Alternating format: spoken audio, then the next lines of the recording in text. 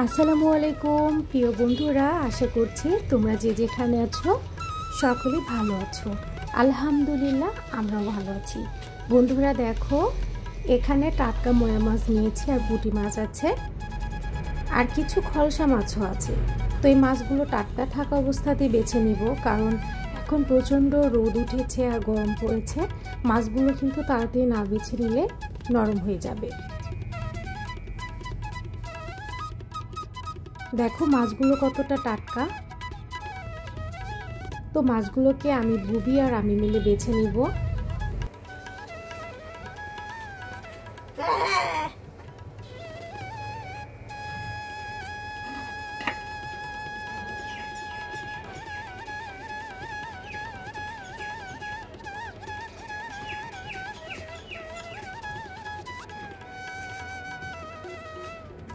তো দেখো বন্ধুরা, আমরা মাছ কাটতে কাটতে একটুখানি মজা করছিলাম। আমি বলছিলাম যে আমার দেখো মাছটা অনেক বড়, বুবি বলছিল তার মাছটা বড়। মাছ কাটাকাটির সময় একটুখানি খুনসুটি করছিলাম। তো তোমরা বন্ধুরা ছোট মাছ কারা কারা খেতে পছন্দ করো, বিশেষ করে এই মোয়া মাছটা অবশ্যই কিন্তু কমেন্টে জানাতে পারো।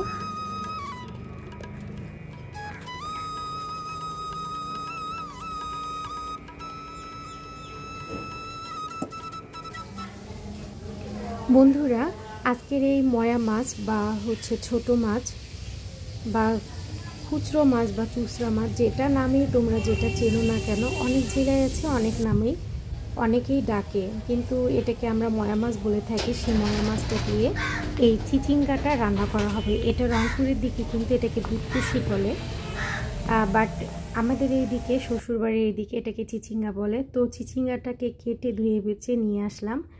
আর দেখো 4টা চিচিঙ্গা কেটে কিন্তু কতগুলো হয়েছে। আমি এখানে সব রকম মশলাপাতি নিয়ে নিলাম আর একে একে এগুলো মাখিয়ে নিব। এটা হাতে মাখা একটা চচ্চড়ি বানাবো টাটকা মাছ দিয়ে, খেতে কিন্তু অসম্ভব মজা লাগে। তোমরা যারা এই মাছটা এভাবে খাওনি চিচিঙ্গা দিয়ে, অবশ্যই কিন্তু একবার হলো ট্রাই করতে পারো।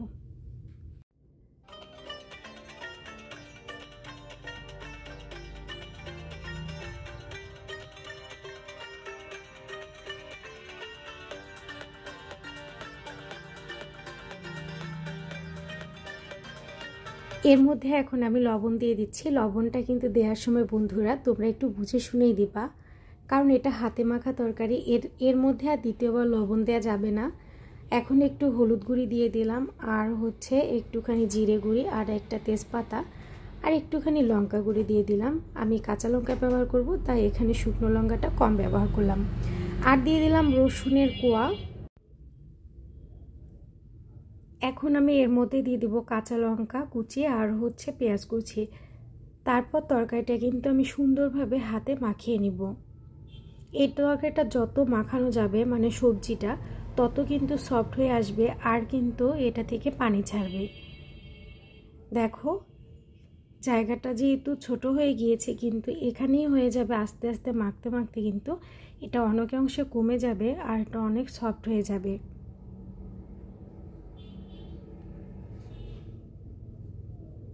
তোমাদের যাদের হাতে জ্বালা পোড়া করে, তোমরা কিন্তু এই লঙ্কাটা তোমরা পরে দিতে পারো।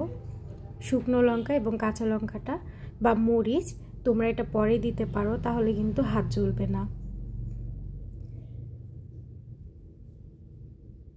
এই যে তেলের বোতলটা দেখছো বন্ধুরা, আমি কিন্তু যে হাত দিয়ে মাখা চাকা করতেছি সেই হাত দিয়ে নেড়েছি। তোমরা কিন্তু কিছু মনে করো না, কারণ আমার অন্য হাতে ক্যামেরা আছে আর এক হাত দিয়েই আমি কিন্তু কাজ করতেছি, তাই সেজন্য আমার ওই এঁটো হাতেই কিন্তু আমাকে ওই তেলের বোতলটা ধরতে হলো। আমি সুন্দরভাবে কিন্তু মাখিয়ে নিলাম, আরও একটুখানি তেল দিব পরে। আর যে সুন্দর তেলের বোতলে তোমরা পেন্টিংটা দেখতে পাচ্ছ, সেটা কিন্তু আমি নিজের হাতে করেছি। এখন আমি ধুয়ে রাখা মাছগুলো এখন দিয়ে দিলাম, এবং মাছ দেওয়ার পর কিন্তু খুব বেশি জোরে নাড়া যাবে না, আলতোভাবে এটাকে মাখাতে হবে, না হলে কিন্তু এমনিতেই এই ছোট মাছগুলো নরম থাকে, ভেঙে কাটা কাটা হয়ে যাবে। তো দেখো আমি হাতে আলতোভাবে তালু দিয়ে এটাকে মাখিয়ে নিচ্ছি। তো মাখানো হয়ে গিয়েছে। এখন বাকি তেলটাও দিয়ে দিব, কারণ চচ্চড়ি তরকারিতে একটু তেল বেশি না হলে কিন্তু খেতে ভালো লাগে না। ব্যাস আমার কিন্তু মাখানো কমপ্লিট। এখন আমি কড়াইতে এটা ঢেলে নিব।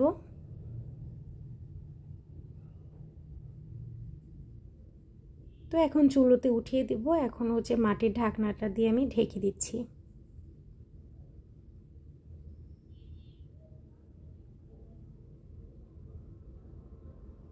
আর এখানে কিন্তু দেখো আমি পানি ব্যবহার করিনি, এই পানিতেই কিন্তু রান্নাটা হয়ে যাবে। এখন ঢাকনা খুলে তোমাদেরকে দেখাচ্ছি কতটা পানি বের হয়েছে। তো বন্ধুরা, আমি আশা করছি আজকের ভিডিওটা তোমাদের কাছে ভালো লেগেছে। তোমরা যারা চিচিঙ্গা দিয়ে এরকম মোয়া মাছের ভাজি ট্রাই করোনি, অবশ্যই কিন্তু বাসায় একবার হলো ট্রাই করো। আশা করছি তোমাদের কাছে এই রেসিপিটা ভালো লাগবে। তো বন্ধুরা, আবারও তোমাদের সঙ্গে দেখা হবে নতুন কোনো ব্লগ ভিডিও অথবা রেসিপিতে।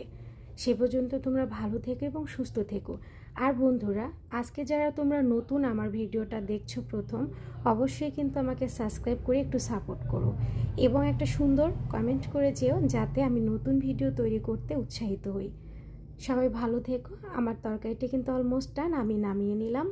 আর উপর থেকে কিন্তু একটু জিরে গুঁড়ি ছিটিয়ে দিব। তোমরা ভালো থেকো। খোদা হাফেজ। আসসালামু আলাইকুম।